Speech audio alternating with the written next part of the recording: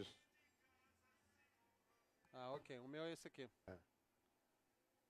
Tá certo.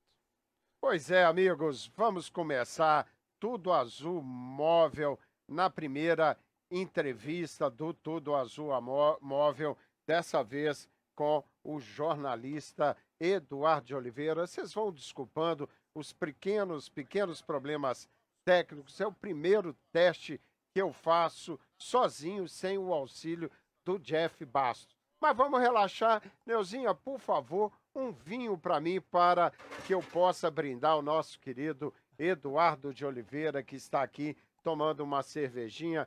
Eduardo, bom te ter aqui, amigo. Obrigado, Estou meu amigo. realmente vaidoso de poder tê-lo aqui na primeira Obrigado. entrevista do Tudo Azul Móvel, já que a intenção nossa é bater perna por aí com o Tudo Azul Móvel. Então, nós vamos para a primeira entrevista do dia aqui com o Eduardo de Oliveira.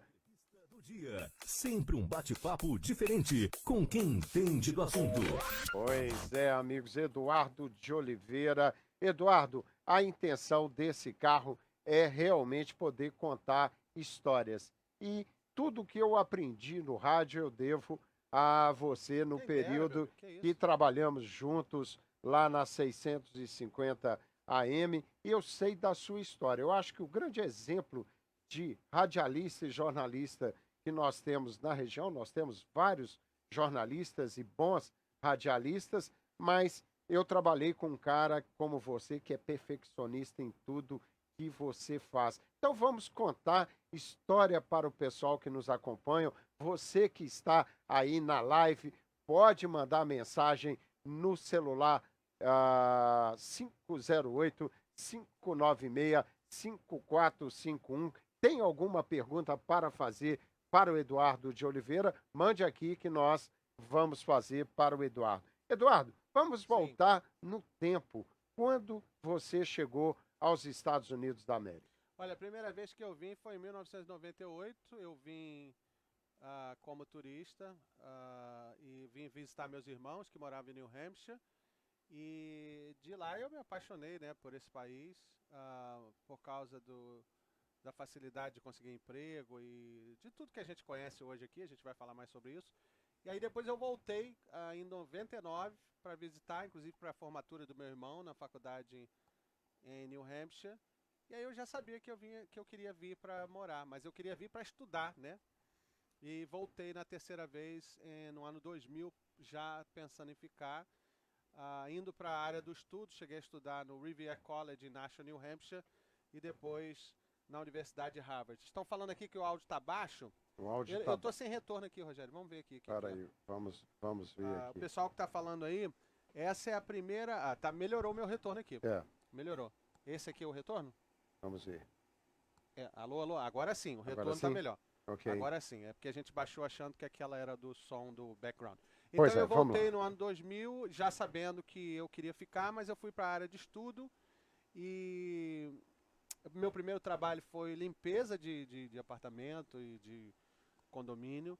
E tô desde então, né, do ano 2000. Eu cheguei aqui no dia 28 de junho do ano 2000 e já tinha a eleição correndo, que era do Bush com Gore, e eu estava fora do jornalismo, eu era publicitário no Brasil, então eu nem sonhava o que esperava. Rádio para mim não era nem sonho, Rogério. Pois é, Nem Eduardo, nessa época, quando você veio para cá, já tinha o sonho do jornalismo? Isso é Não. algo que estava no seu sangue como meta de vida também?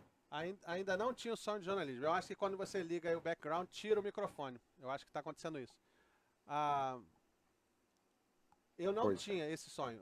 É melhor assim. Então vamos deixar sem a Por música enquanto. de fundo até a gente ver o que pode ter acontecido aqui. Mas vamos lá. Olha só, quando eu morava no Brasil, eu fazia texto publicitário e tá saindo aqui. Agora voltou. Deixa assim melhor o som da nossa voz do que o background. Vamos lá. Eu fazia texto publicitário e meio que desencantei, né, dessa área. E eu trabalhava num setor de marketing de uma empresa chamada Embeleze, existe até hoje. Cheguei a fazer texto para Xuxa, para o Raul Gil, texto de propaganda de de revista, televisão, e também cheguei a escrever os textos que vão nos frascos do Sempre Bela, Creme, Enê, esse tipo de coisa. E tive uma experiência muito legal com o valor de mercado que é a beleza da mulher brasileira. Não só para ela própria, mas com o mercado inteiro. Você sabia, por exemplo, numa crise, a mulher não corta a parte da beleza logo de cara. Até hoje é assim. Ainda bem, né? Ainda bem ver como que a autoestima e o auto prazer, o auto se melhorar, tá em tudo na vida da mulher. E aí lá eu aprendi que muita coisa da publicidade não era verdade. Eu escrevi um shampoo que se chamava Camu Camu, que é uma frutinha da Amazônia, que tem 70 vezes mais vitamina C que a laranja. E eu fui no presidente da empresa, que eu tinha acabado de ouvir da química da empresa, que quando você abre a garrafinha de shampoo, a vitamina C evapora. Uau. Aí eu falei pra ele, olha só, mas a gente não tá falando uma mentira? Ele falou, Eduardo, trabalhe com o que tá na cabeça das pessoas, não com o que tá na sua cabeça. Se as pessoas acreditam, é isso que vai ser. E eu ouvi aquilo entrou, claro, como funcionário eu fiquei quieto, mas aquilo não me agradou. E aí eu comecei a ver que o que eu gostava era contar a história das pessoas, né? Porque através dos produtos a gente falava um pouco do tipo da mulher que ia usar aquele produto. E aí eu comecei a ver, então eu vou cortar esse obstáculo no meio e vou falar logo sobre pessoas. E aí eu vi que era jornalismo que eu queria e vim estudar no Rivier College primeiro, depois eu estudei na Harvard. Mas jornalismo para mim era o que eu queria mesmo, sem saber. Aliás, eu até me arrependi do que eu fiz na faculdade, publicidade. Hoje eu acho que eu sou mais completo nesse ramo de comunicação por causa da publicidade. Mas se eu tivesse feito jornalismo, eu seria uma outra pessoa profissionalmente falando. Talvez até nem estaria no rádio, talvez teria trabalhado em jornal brasileiro. Mas essa experiência de ter vindo fazer jornalismo e aqui nos Estados Unidos, mas enfrentando as dificuldades que nós brasileiros temos quando imigramos, ela valeu muito para a sua formação, tanto profissional como pessoal? Valeu sim, Rogério. O olhar do imigrante em relação ao que acontece com os brasileiros e com o americano de maneira geral é diferente, né? E o meu editor, por exemplo, quando eu contribuí com o Boston Globe, ele falava, você vê coisas que os repórteres americanos não veem. E eu não entendia isso. Como? O cara nasceu aqui, fala inglês muito melhor do que eu, como é que ele não vê? E aí ele falava, e ele tem família argentina, o nome do editor é David Beard, e ele falava, você vê dois mundos, eles só veem o mundo deles aqui. Como assim dois mundos? O mundo de onde você veio, né, o brasileiro, e você enxerga o americano de fora. E isso te dá uma vantagem, porque você não tem paixão em relação ao americano. Eu sempre tive um respeito tremendo pelo povo americano, porque eu acho que o que eles construíram, né, inclusive pelo sangue também na Guerra Civil, etc., eu não tenho direito de dar a menor intenção, ou a menor transparência de que eu tenho alguma parte naquilo, né? Eu, na verdade, estou desfrutando os frutos do que o povo americano fez. Então ajudou sim ser imigrante. Apesar de que eles passavam muita matéria de imigrante para mim, mas ajudou a ter uma visão de fora para entender, às vezes, o que o americano não consegue entender, porque ele está apaixonado pela causa. Então isso ajuda. Pois é, e acho que nós temos uma grande virtude, aliás, todo mundo que imigra, você enfrenta dificuldades que o nativo normalmente não enfrenta, né? Você vir para uma nova nação, língua diferente, cultura diferente, isso faz com que a gente passe a ter um maior entendimento do ser humano, né? A conhecer as pessoas. E isso é visível também quando você começa a descobrir o rádio. Como nasceu o Eduardo de Oliveira no rádio brasileiro aqui em Boston? Olha, o rádio tem uma coisa interessante. Eu tô sem ouvir você. Tô ouvindo você de fora. Vê aí o seu som. Porque o meu som tá melhor. Agora. Alô. Agora, É engraçado que ele está agora eu tô ouvindo desconectando você. sem eu saber o porquê. Agora eu tô ouvindo você e não tô ouvindo eu aqui. Então, peraí. Mas olha só, vamos lá. Vamos lá. Então talvez falar.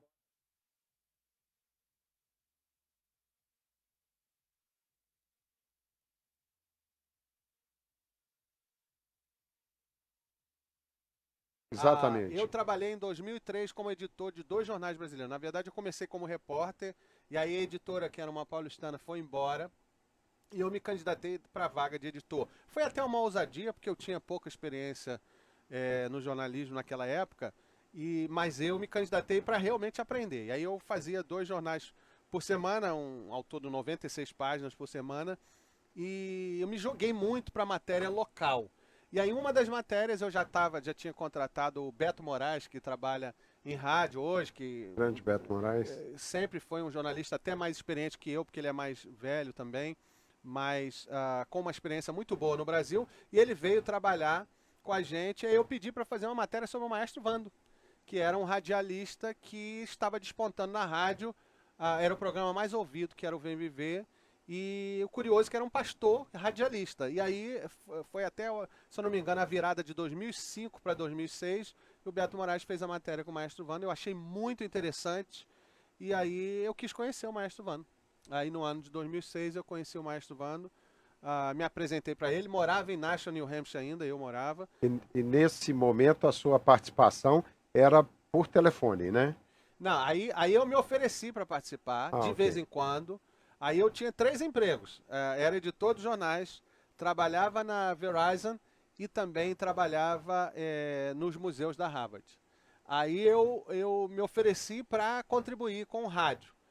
E aí no rádio eu comecei a falar as notícias de vez em quando.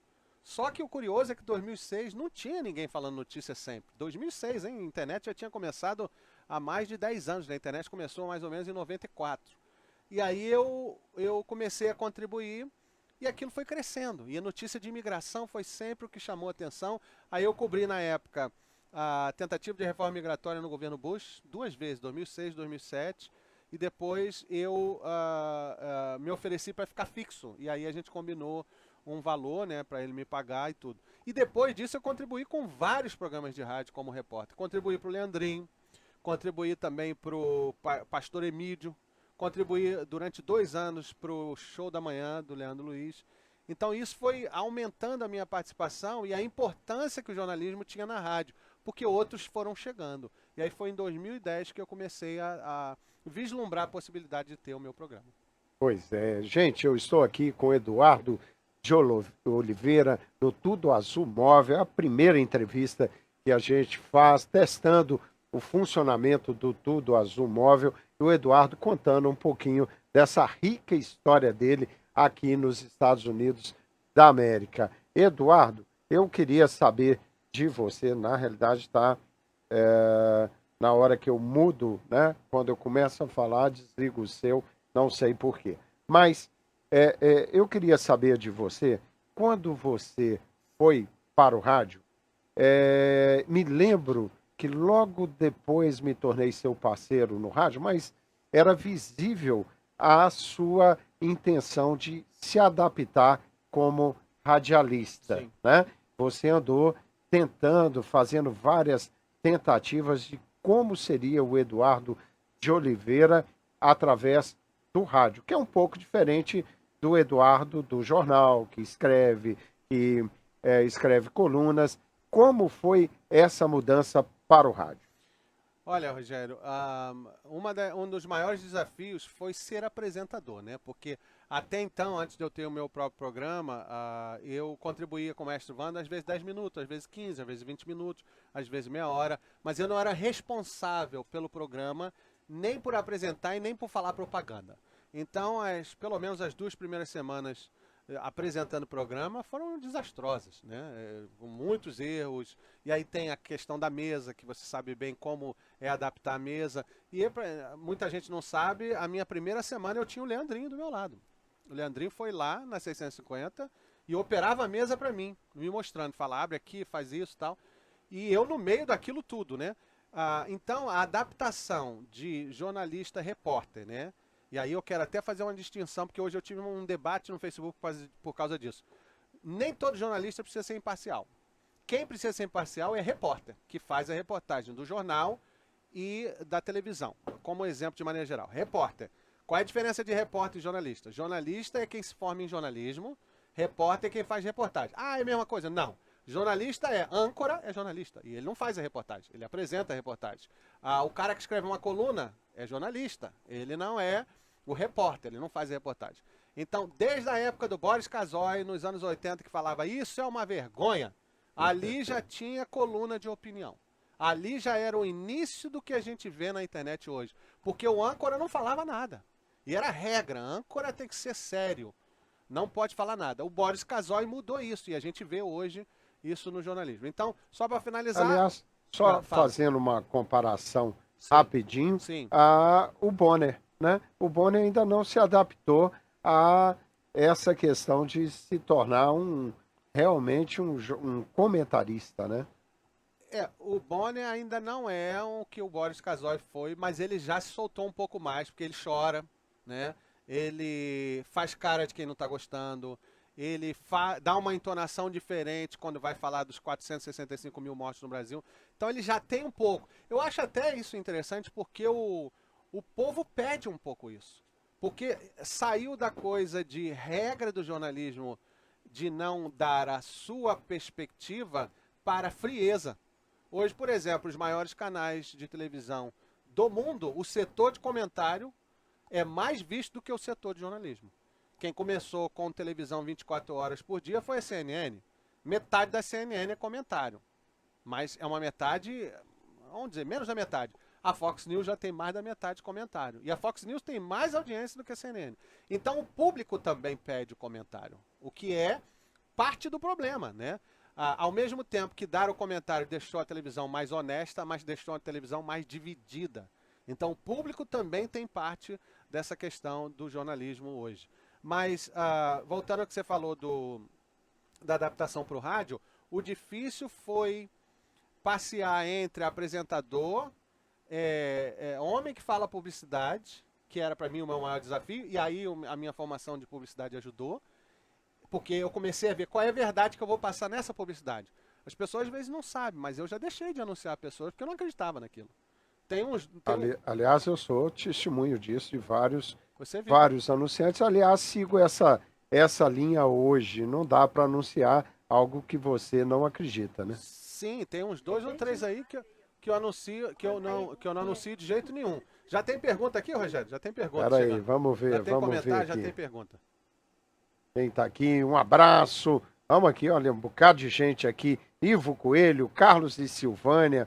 O Carlos falando que o áudio está baixinho. Espero que tenha melhorado, Carlos. Espera aí. Espero que tenha melhorado. Eduardo Lopes, pode aumentar mais. Carla dizendo sim, o áudio melhorou do Rogério apenas. Vamos ver quando o Eduardo falar aqui. Quem mais aqui? A Bia Neves. Charles Subtil, um abraço, meu amigo. O Adair Bonfim, olha. Adair é uma figura. Uma figura sempre por aqui. Renê Vilela, lá em Salvador, na Bahia. Mais gente por aqui. O Adair, o que o Adair colocou aqui? A questão, o Eduardo é muito burrinha. Em casa, como é na rádio. Ai, ai, ai. Nós vamos perguntar ao Eduardo daqui a pouco sobre isso. Roberto Alves, meu querido Roberto, lá no Brasil. Mais gente por aqui, vamos ver. Felipe Tonon, Eduardo, Felipe comenta. Felipe Tonon diz, Eduardo é um dos principais nomes do jornalismo para a comunidade brasileira. Artigo raro. Valeu, obrigado, Felipe, grande jornalista.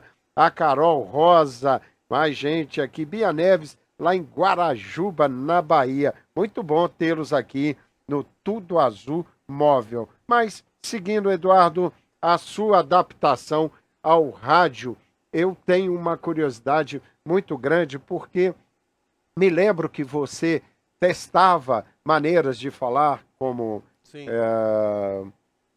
comentarista, não como comentarista, mas como radialista, como apresentador, fazia vários testes, e você foi pegando uma veia também da polêmica. Aliás, isso te trouxe muito destaque, mas, ao mesmo tempo que isso te projetou, isso trouxe muitos problemas. As pessoas te agrediam muito e de uma maneira estúpida, inclusive. Eu cansei de verificar isso, mas você insistiu nesta questão, mas depois achou um ponto de equilíbrio em relação às polêmicas. Como foi essa fase mais dura do Eduardo de Oliveira e depois a adaptação para continuar falando a verdade, a sua verdade, sem ir para o bate-boca desagradável com o ouvinte?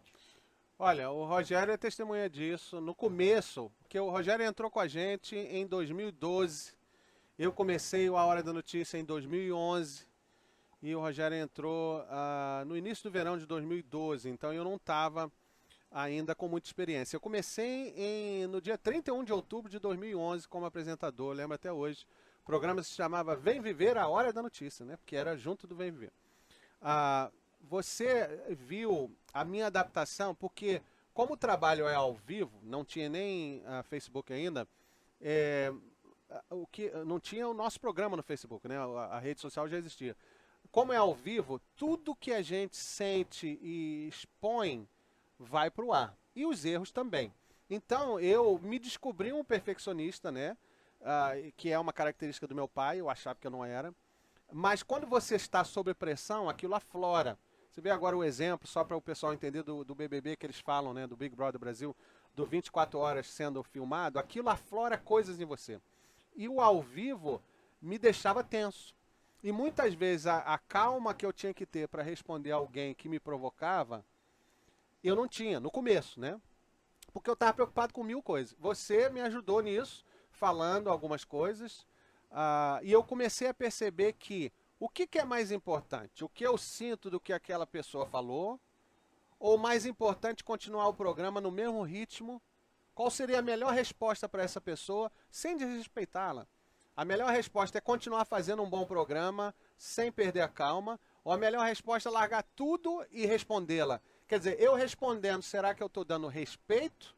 E aos outros que vão perder um pouco da calma, do ritmo do programa, será que não é desrespeito também? Então a gente vai aprendendo, né? Obviamente que o nosso mundo de audiência é muito menor do que, por exemplo, uma Globo no Brasil, um SBT e tal. Então a gente pode fazer essas adaptações no ar. Então eu tive que aprender na marra que nem sempre responder é a melhor opção, até porque existe uma ordem de prioridade. A prioridade é manter o programa no ar. E outra coisa que isso me fez ver, Rogério, que às vezes a crise, ela não traz só coisa ruim, né? Ela começa a te mostrar outras coisas que precisa. Uma coisa que eu comecei a perceber que tem de genialidade, o Jô Soares já falava, o humor é uma forma de inteligência. O humor tem que estar presente em tudo quanto é programa. De alguma forma, pode ser uma frase, uma coisinha, um comentário, porque o humor é que nos nivela. Todo mundo gosta de humor. Por isso que o programa do Leandrinho também é tão ouvido. E quebra, né? Aliás, só você está me ouvindo agora? Ou não? Não, continua não me ouvindo. Eu acho que tem a questão do microfone. Você solta para você e depois para mim. Vamos lá então. Pra você agora. Vamos lá. É porque eu achei que eu tinha resolvido o problema. Mas essa questão é interessante e acho que você teve sempre teve uma característica de muito perfeccionista com tudo que você fazia e faz. E a grande questão era dominar os seus nervos na hora que as coisas saíam fora do programado. Mas também é perceptível como você evoluiu nessa questão. Primeiro que você dava uma dinâmica, e dá uma dinâmica no seu programa impressionante. Quer dizer, você não perde nenhum segundo do seu programa em nada. Tem os anunciantes, que nós precisamos dele, né? Não tem como fazer o rádio sem anunciante, mas não pode perder o conteúdo e você nunca perdeu. O que fez o Eduardo de Oliveira realmente hoje entender que esse bate-boca com o ouvinte e aquele ouvinte que às vezes fazia questão de puxar a sua língua, aprendeu a te conhecer e aprendeu a maneira de te irritar, né? E te tirar do sério. Muitos faziam isso. Sim. Como você começou a entender, eu vou chamar isso de jogo, e poder pontuar com mais tranquilidade tudo que você faz hoje no rádio? Olha, Rogério, uma das regras básicas do jornalismo é não assuma o que você não sabe, né? Então, se você sai para fazer uma reportagem, não vai pensando assim, eu vou buscar essa resposta. Não, vai buscar a história, e a história ela se constrói com as perguntas que você faz, não tem um caminho. Estou falando isso para dizer o seguinte, muitas vezes aquele cara que me provocava, eu pensava, é aquele, deve ser aquele cara da Telex Free, que não gostava que eu falava contra a pirâmide, ou deve ser aquele cara tal coisa, ou deve ser um flamenguista, ou deve ser isso. E eu assumia coisas e respondia em relação àquilo que eu assumi. E na maioria das vezes não é nada disso. E mesmo que fosse, isso não é forma de basear uma resposta passional, quer dizer, você está respondendo à emoção. Aí eu comecei a perceber o seguinte, respira fundo, vai pra frente que o show tem que continuar. Você me ajudou muito nisso. Tem coisas de bastidores, por exemplo, que a gente, por exemplo, eu tive crise com ex-patrões, que na verdade não era nem patrão, porque a gente pagava rádio. Você me ajudou, né, a ver, não é assim e tal. Então, assim, a gente vai crescendo, né, nessa vida, né? E tem que ter humildade para dizer o seguinte, olha, eu não era bom nisso, eu aprendi. E, hoje em dia, com a minha filha, agora aprendendo muita coisa de perspectiva, de paciência, de que o tempo não é corrido porque o programa é corrido. O programa é 1 hora do meu dia. Minha vida não é o programa. Né? E a Estela tá me mostrando isso com as coisinhas dela. Engraçado, Rogério, que ela sai correndo, só para falar de coisa de tempo, de perspectiva, ela corre o tempo todo. Quando eu dou a mão para ela e falo assim, vem com o papai aqui, ela encaixa a mãozinha dela assim e anda mais devagar. Parece que ela quer O lento agora é você, né, Eduardo? Parece que ela quer curtir aquele momento andando. Eu não entendo, até falei pra Jéssica isso hoje. Então, com outras pessoas tão pequenas de idades, de experiência como a Estela, a gente aprende também que o ritmo da vida não sou eu que dou. Ele existe, né? Então, no jornalismo é assim, você tem que fazer escolhas do que vai falar, porque o tempo não dá pra falar tudo. E o que informa mais? Aí tem sempre na cabeça de alguém que está preocupado em fazer um trabalho bom o que as pessoas querem ouvir e o que as pessoas precisam ouvir. Quem é você para falar o que elas precisam ouvir? Bota o pé no chão, sai do salto, não fica com esse negócio de metido, de que você sabe o que é melhor, não. Porque, na verdade, quando a gente começa a decidir o que a pessoa quer, você perdeu o contato com a realidade. Entendeu? É isso aí. Gente, eu estou conversando aqui com Eduardo de Oliveira, grande jornalista no Tudo Azul Móvel. Aliás, vamos brindar novamente, Eduardo, apesar das coisas ainda não estarem funcionando 100% aqui no Tudo Azul Móvel. Aqui, ó. Eu queria dar uma quebrada agora, já que você falou de humor. Gostaria que você trouxesse para aqueles que estão nos acompanhando no Facebook, nessa live, qual a maior gafe que o jornalista Eduardo de Oliveira já cometeu no rádio ou em alguma entrevista, no seu trabalho de jornalista? Rapaz, assim de cabeça, tem coisas que acontecem no dia a dia, de câmera cair, essas coisas, ou falar alguma coisa errada. Hoje mesmo eu cheguei na rádio e apressado para escrever, para colocar no ar. Cheguei até mais cedo, cheguei 20 minutos mais cedo. Em vez de escrever JBS, escrevi JBL, né? Do frigorífico. Do frigorífico. E aí os ouvintes me corrigindo. Eu falei, não, mas se eu falei JBL, eu falei errado. Aí eu vi que o texto estava JBL. Então eu escrevi errado. Aí fui lá e corrigi. Tem coisas que a gente fala, por exemplo, confunde algum convidado e faz uma pergunta como se fosse para outro. Mas eu aprendi, Rogério, que tem um jornalista que já faleceu que se chama Tim Russert. E ele foi, durante várias décadas, o apresentador do Meet the Press, que é o programa mais sério de política americana que vai ao ar domingo de manhã. E o Tim Russert falava o seguinte, não tem ninguém melhor do que ninguém, tem gente que trabalha mais do que alguém. Então, assim, sabe aquela coisa de 70% de inspiração e respiração e 10% de inspiração? É isso, quem trabalha duro, se prepara, isso passa para o outro. O ouvinte sabe quando o seu trabalho não é preparado. Sabe? Por isso que 10 minutos antes do programa eu não atendo o telefone, porque eu estou vendo o que eu já botei no roteiro, se aquilo está certo, e também se tem coisa nova, né? Se tem coisa que, olha, isso aqui já ficou velho, não dá. O ciclo da notícia hoje é muito, muito rápido. Então, ter humildade, né? De você chegar no ar e, quando você errar, reconhecer. Não tente enganar ninguém, porque as pessoas vão perceber. Mais enganado fica você de que você enganou outra. Tá todo mundo vendo. Pois é, você tocou num ponto realmente muito interessante, Eduardo. Tá faltando o seu microfone. Você abriu lá? O meu microfone, você está me ouvindo? Não, não estou ouvindo. Eu estou me ouvindo ainda, você não tirou eu ainda daí. E eu não sei o que aconteceu aqui. Vamos tentar voltar para a mesa entrou uma outra programação. Vamos ver aqui o que eu vou fazer aqui, Eduardo. Este não é. Vamos ver se eu consigo me localizar de novo na mesa. Aí, Aqui, essa aí. agora sim. Mesa Bom, é a primeira, então, lá. vamos lá. Bom, Tem perguntas aqui, você, Pode falar. você tocou num ponto importante que serve, inclusive, nesse bate-papo para transmitir para as pessoas. Tudo é possível, né? Desde que a gente realmente se dedique, que a gente faça com que tudo que a gente abraça, faça com muita garra, com muita vontade. É possível sempre se sobressair trabalhando, produzindo.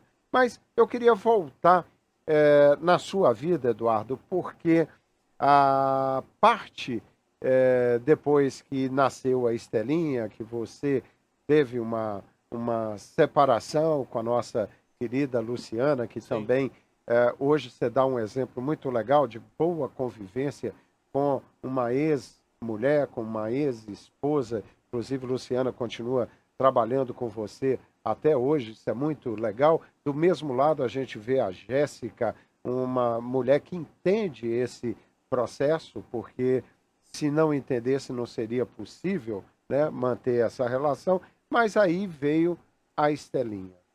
A Estelinha é realmente uma virada de página na vida do Eduardo de Oliveira? Com certeza. A Estela foi planejada, foi pensada, inclusive de muita conversa, depois que eu conheci a mãe dela, Jéssica. A mãe dela tem um outro filho lá do Brasil, de outro casamento, que tem 18 anos. E quando a Jéssica ficou grávida, que era uma coisa que eu queria muito, de ter um filho, eu já pensei que a minha vida ia mudar. Inclusive, você deve saber disso há muito tempo, né, mais do que eu, dá uma insegurança um pouco, né, de alguém depender de você e tudo. E ao mesmo tempo caem algumas fichas de coisas do passado que você não via, como por exemplo, o tamanho do amor dos seus pais, dos meus pais, em relação a tudo que eu representava e as coisas que eu causei contra eles, ou que meus irmãos causaram. Eu até, por sorte, por ser o quarto irmão de uma família de 4 irmãos, eu pude aprender com erros dos meus irmãos e acertos também, né? E eu tentava não cometer os mesmos erros. Quando a Estela nasceu, deu uma sensação de impotência e superpotência ao mesmo tempo, porque eu fui a primeira pessoa que pegou ela no colo, levei ela pro quarto, ela quietinha ali me olhando, já bem cabeluda, e eu pensando, meu Deus, como é que vai ser minha vida agora? E aí bate assim uma coisa, eu sou estável, tenho emprego, gosto do que eu faço. Imagina aquele pai que tem um filho que não tem emprego, ou que tem um país com um futuro incerto, ou uma carreira que não dá certo. Imagina a insegurança que aquela pessoa sente. Então eu me compadecia naquilo ali de sentir que eu teria até que me melhorar como pessoa para poder corresponder ao que eu acho que ela deve ter de exemplo, assim. E cada coisa que ela vai mostrando que sabe, cada barreira, cada coisinha, a gente vai vendo como o ser humano é valioso em cada mínimo detalhe. E como o amor de pai e mãe é que norteia esse ser humano. E eu não estou dizendo que no futuro ela não possa dar problema como adolescente e tal. Pode, mas plantar a semente, de mostrar aquilo tudo que você aprendeu de maneira paciente, porque quando você tem um bebê em casa, as reações do bebê não pode ser o padrão do que a gente vai usar para reagir nela. É um bebê, não sabe nada ainda. Então faz a gente repensar muita coisa, como eu falei agora há pouco, essa coisa do ritmo, né? Tudo corrido. Então, com certeza, o nascimento dela virou uma página nova, de um pouco de susto para mim, mas ao mesmo tempo de esperança. E eu tava querendo ser pai, porque daqui a pouco eu vou ter 50 anos, 60 anos, não sou pai ainda. Quer dizer, eu quero acompanhar a vida da minha filha de maneira a compreender o que está acontecendo, sem a saúde ou a falta de saúde me atrapalhar. Tem pergunta aqui. Então vamos ver. O que tem aí, Eduardo? Vamos ver a pergunta aqui, ó. Pergunta da Marcela. Espera aí, vamos lá. Pergunta da Marcela. Eduardo, o jornalismo te faz ficar ligado o tempo todo? Você em algum momento desliga o celular durante o dia ou é impossível se desconectar? Olha, antes de responder, essa é uma excelente pergunta e eu acrescento nessa pergunta da Marcela. Como entra a Estela nessa questão? Porque você sempre foi um cara antenado 24 horas, né? Aliás, era mais fácil, em alguns momentos, conversar com você através do celular do que pessoalmente. Como está o Eduardo nesse caso aí? Em casa, em relação ao quê? Falta de A tempo? pergunta. Ok. Bom, eu fico ligado o tempo todo, porque com o jornalismo, qualquer momento pode acontecer alguma coisa. E é interessante como a importância de um fato muda a vida das pessoas, né? Você vê que a televisão, o rádio, qualquer veículo tem aquelas 24 horas para preencher. Algumas televisões têm menos do que 24 horas. E, por exemplo, morreu um Bin Laden, que está lá do outro lado, mudou tudo, né? Ou aconteceu um 11 de setembro, muda tudo. Brumadinho, muda tudo. Então, esse tipo de fato me fascina, de tomar a atenção da vida das pessoas. Basicamente é tomar um pouco do que é o tempo de cada pessoa. Esse é o poder do jornalismo, jornalismo sério. Todo mundo muda, muda o seu hábito com uma notícia forte. Eu, para responder, outro dia eu fui perceber que o meu celular me disse que a minha média de olhar para o celular 8 horas por dia. 8 horas. Eu pensei, caramba, 8 horas é um dia de trabalho. Como é que pode ser? Aí eu fiquei pensando, então é 1 hora de manhã, porque é 1 hora no programa de manhã, 1 hora no programa da tarde. Ali já são 2 horas. E aí de manhã mais um pouco, à tarde mais um pouco e à noite mais um pouco. Quer dizer, tá demais. Por isso que em 7 anos de jornalismo eu tive que usar óculos. Por causa das telas, né? E hoje em dia eu nem preciso usar computador, que o computador está na mão. Então, a tela já está na mão também. Então, eu tô o tempo todo ligado. Às vezes eu me forço a desligar, vendo uma série ou uma coisa diferente. Sempre converso com a minha esposa em casa, sempre pergunto a opinião da Jéssica sobre os assuntos. Mas eu continuo ainda com o hábito de estar muito ligado. E eu, Rogério, você viu isso também quando você trabalhou comigo durante 6, 7 anos.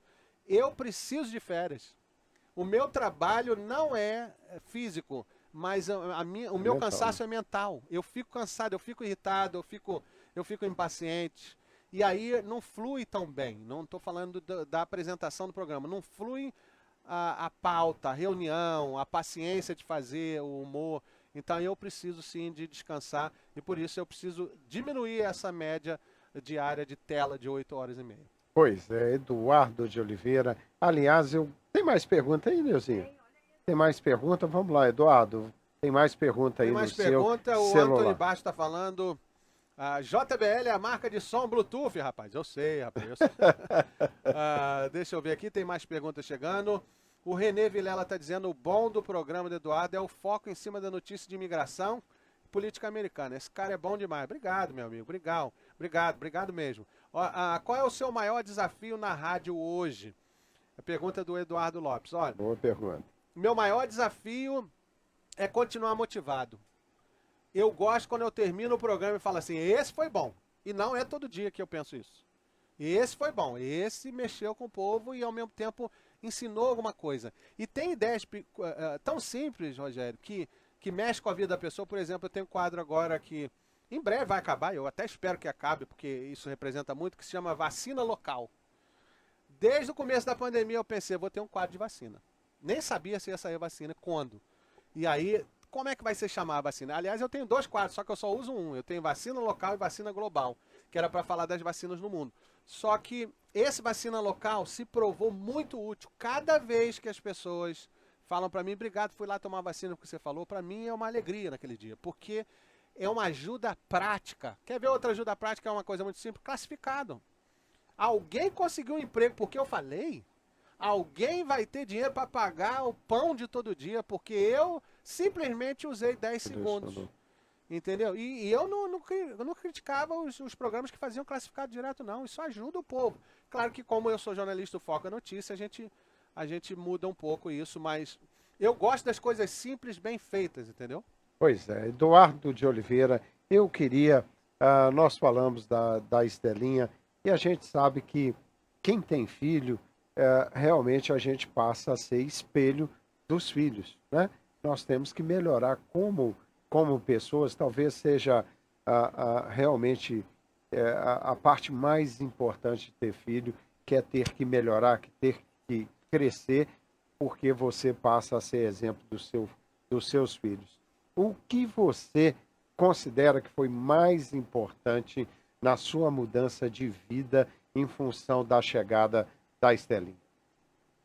Na mudança de vida, eu acho que é um pouco a paciência. Eu acho que é um pouco rever coisas que eu achava. Pensar que se ela está naquele momento da vida dela que eu já passei e todo mundo passou, uma pessoa mais jovem que é um ouvinte pode estar em outro momento. Ou entender aquele primo lá do Brasil que pensa diferente de mim. Ou entender que cada um vem daquilo que aprendeu. Por exemplo, eu não posso cobrar o mesmo posicionamento de alguém que veio de um local rural e o mesmo posicionamento de alguém que veio de uma cidade. Que não quer dizer que um é melhor do que o outro, mas o que a pessoa viveu, leu, aprendeu, faz o que ela pensa. E não quer dizer que está certo ou errado. Então é entender que o passado da pessoa, que eu não tenho nenhum controle, aliás, eu não tenho nem do meu, faz ela pensar diferente. E talvez ela pense diferente de mim nesse ponto, mas em vários outros pontos ela pensa igual. E pensar diferente não quer dizer ser melhor ou pior. Eu faço muita autocrítica, Rogério, porque eu penso assim, não, eu acho que eu sou um cara tolerante, que eu faço enquete todos os dias, 2 vezes por dia. Mas isso não quer dizer muita coisa. Não quer dizer que eu consigo ouvir até aquele ponto que você lançou antes, a opinião contrária e deixar passar. Eu leio todos. Todos que me mandar eu leio. A não ser que seja xingando a mãe do outro ou palavrão, aí eu não leio. Mas mesmo assim, de vez em quando você lê, porque quando você vai ver, já passou, Sim, né? isso. Isso acontece muito em Tem programa ao vivo. Eduardo, olha, eu tenho vários assuntos que eu gostaria de falar com você, mas valeu a entrevista para um teste. É engraçado que o Jeff Bastos, nós testamos, fizemos tudo, funcionou maravilhosamente bem quando ele estava junto. Aí, aí, na primeira entrevista sem ele, nós tivemos uma série de dificuldades, mas nós vamos marcar uma nova aí sim para gravar, para editar, para publicar no YouTube. Eu queria te agradecer muito e quando te falei no início da entrevista que aprendi muito com você, porque é interessante, a minha vida não tinha nada a ver com comunicação. Realmente eu caí de uma hora para outra no seu programa, num convite que você me fez, te auxiliei por muito tempo e depois fui aprendendo a gostar e tentando, principalmente, como eu não tenho a formação de jornalista, eu me assessoro com bons jornalistas. Eu tenho o Felipe Tonon, a jornalista Bia Neves, o Wellington Campos, que te auxilia também, e tento melhorar como apresentador de programa e agora entrando nessa área de poder contar histórias pelos Estados Unidos da América. A ideia realmente é trazer, e nós temos muitas histórias super interessantes. Esses dias eu descobri uma senhorinha de 85 anos aqui no centro de Framingham, que trabalha até hoje vendendo cocada, faz cocada, e ela, junto com a irmã dela, que são gêmeas, rodam a cidade de Framingham vendendo cocada. E detalhe, são diabetes, elas têm a diabetes. Uau. E então essas histórias realmente são muito ricas e a comunidade brasileira tem muita história. É o que eu quero fazer, além de rodar toda a região, rodar os Estados Unidos da América. Tem pergunta aqui? Então vamos lá, Eduardo. O povo não quer acabar, não. O povo não quer acabar, não. Tem aqui um comentário que eu vou responder, mas não no sentido do que a gente já falou, mas é no sentido de explicar e até dizer por que nós não somos isso. Tá falando aqui, 2 comunistas. Olha só. Comunismo era nos lá chamando atrás. de comunista? Nos chamando de comunista. Era lá atrás, quando tinha a Rússia, a União Soviética e tal. Não tem como eu e o Rogério sermos comunistas porque nós somos pagos por patrocinadores, que são capitalistas e que nós divulgamos como empresas livres que são. E nós somos empresários da comunicação, então não tem como a gente ser comunista. Mesmo que fôssemos, isso é um lado ideológico diferente, talvez, do que essa pessoa pensa, mas assim, não quer dizer que sejam pessoas ruins. Por exemplo, tem partido comunista em Portugal, que não é comunista, é partido que traz causas sociais. Então, às vezes as pessoas confundem um pouco do que é ser comunista e jogam isso como fosse você é uma péssima pessoa. Primeiro que eu não sou, né? Porque a gente não é realmente, porque a gente vive do capitalismo, então não é.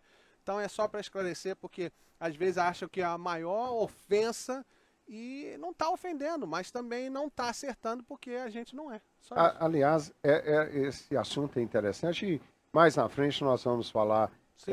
de política, porque Nem pergunta. a gente tem um momento realmente muito radicalizado hoje, né? Sim. Principalmente em relação agora a esse momento à política brasileira. Você tem uma direita radical, uma esquerda muito radical, representada pelo ex-presidente Lula, e eu acho, e foi bom esse rapaz tocar na questão de comunista, que uma coisa é você debater e ter opiniões. Acho que a gente tem que exercitar o direito de opinar e falar o que nós acharmos sem desmerecer a opinião dos outros. E uma coisa interessante, que quando a gente traz notícias, não necessariamente elas representam o que nós pensamos, né? Já me chamaram de PT, já me chamaram de Bolsonaro, né? Então, a gente percebe que as pessoas confundem as notícias. Há pouco tempo atrás, nós colocamos uma pesquisa da Datafolha no Tudo Azul, falando da liderança que o Lula teria segundo aquela pesquisa. E as pessoas começaram a me taxar como um cara que defende o ex-presidente Lula, né?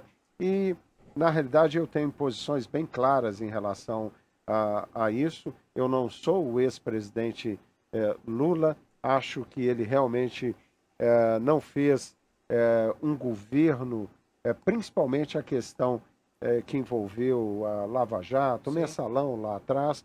Eu acho que ele é realmente alguém que hoje não seria benéfico para o país, mas também acho que a direita radical, com o presidente Jair Bolsonaro, hoje não representa o melhor que poderíamos ter no Brasil. Eu fico na torcida em relação à política que apareça uma terceira via de alguém realmente preparado para governar o Brasil, e não é fácil, porque a gente tem todo um processo muito complicado e errado no Brasil, mas é importante, e vai para o nosso ouvinte, dizer que a gente tem que achar o equilíbrio de abrir essas conversas, inclusive uma hora ele participar com a gente, Claro. dar as opiniões dele, mas sem nada radical de ofender as pessoas. Aliás, me chamar de comunista não me ofende, como acho também não te ofende. Olha só, tem uma pergunta aqui da Cristina Roland Mackenzie. Ô, Cristina, eu queria saber também o que é esse M aí no seu nome, né? Se é Maria, se é Mary. Eu já perguntei isso na rádio. Manda para mim aqui também, Cristina. M. Cristina Roland Mackenzie. Gostaria de saber quantos anos o Eduardo está nos Estados Unidos. Eu estou aqui há 21 anos, né? Desde 28 de junho de 2000, do ano 2000. E eu vim 2 vezes antes, 98 e 99. Teve alguém que perguntou para mim qual é o maior jornalista brasileiro na sua visão. Eu não vejo um só, eu vejo características de alguns. Eu gosto do trabalho de apuração do Caco Barcelos. Gosto também daquele, me falha a memória o primeiro nome, o Mitre, que faz comentário na Band, se eu não me engano. Gostava do Ricardo Boechat, da maneira que ele falava. Não era concordante com tudo que ele falava, mas gostava. Gosto de algumas maneiras de condução do Pedro Bial. Não concordo em tudo que ele fala, mas a maneira de conduzir de uma maneira leve eu gosto. Mas quem? Tem vários. Eu não consigo ver um que representa todos. Eu acho que são estilos diferentes. E esses caras a gente vai aprendendo com eles, né? Sim, todos. Todos eles a gente vai aprendendo. Tem mais gente, tem gente no SBT, na Record, que eu gosto também. Agora vai falhar a memória. Pois é. Neuzinha, mais alguma pergunta para a gente fechar a entrevista com Eduardo de Oliveira? Não, acho que agora vocês podem agradecer. Pois é, nós vamos agradecer a você que acompanhou a live aqui com Eduardo de Oliveira. Desculpe as falhas técnicas que a gente vai tentar aqui consertá-las. Vamos trazer o Eduardo mais vezes para podermos realmente tirar desse grande jornalista muita coisa que ele tem para dizer para a comunidade. E a ideia desse Tudo Azul Móvel é ficar livre daquela questão de horário que nós temos em rádio, né? Tudo muito corrido, com anunciantes. E aqui a gente pode conversar de uma forma livre e falar de qualquer assunto de forma bem livre. Eduardo, queria muito te agradecer por hoje. Muito obrigado, amigo. É um orgulho te ter aqui como o primeiro entrevistado do Tudo Azul Móvel. Obrigado, Rogério. Eu estou muito honrado. Quero dizer até de maneira mais brincalhona que todo mundo que sentar aqui saiba que eu fui o primeiro, né? Estou honrado com isso, porque eu sei que esse carro vai passar por muitos lugares. Eu amei essa ideia desde a primeira vez que você me falou, porque essa ideia tira a base da rádio como central de tudo, e essa ideia é uma adaptação melhorada até do carro da rádio do Insuperável, do carro que a 650 teve e tal. Só que essa ideia é um carro viajante. E o rádio faz as ideias viajarem. Ou esse carro ir atrás de onde está uma boa ideia, uma boa história. Espero que vocês também possam trazer americanos aqui também, com a ajuda das pessoas. Possa trazer gente de outros países que esteja vivendo a mesma realidade que a gente. Porque às vezes a gente, Rogério, pensa que só o brasileiro passa por isso. E eu, quando fui repórter de saúde da UMass, eu vi que os chineses passam a mesma coisa, os haitianos a mesma coisa, e vários outros povos. Então, ampliar os horizontes, não só de fronteiras, mas de temas e de povos, né? Porque esse carro tem um potencial muito grande de levar informação para nossa gente. E é mais um ganho para a nossa comunidade, porque, pensa bem, nós somos um povo tão criativo, né? Tão inteligente, ao mesmo tempo tão brigador para fazer dar certo, né? Por que nós não temos 5 rádios que tem em Massachusetts? Por que não tem na Flórida ainda? Por que não tem na Carolina do Sul ainda? É por causa do povo. O povo que está aqui é brigador. O número do povo, o povo mineiro, o povo goiano que veio primeiro, esse povo é brigador e fez dar certo. Então, parabéns pela ideia. Eu sou um admirador dessa ideia. Obrigado, Eduardo. Obrigado a vocês que acompanharam o Tudo Azul Móvel hoje com Eduardo de Oliveira, esse grande jornalista. E a gente vai voltar, vamos viajar muito com Tudo Azul Móvel. Até a próxima. Obrigado. Obrigado. Boa noite. Salva a live.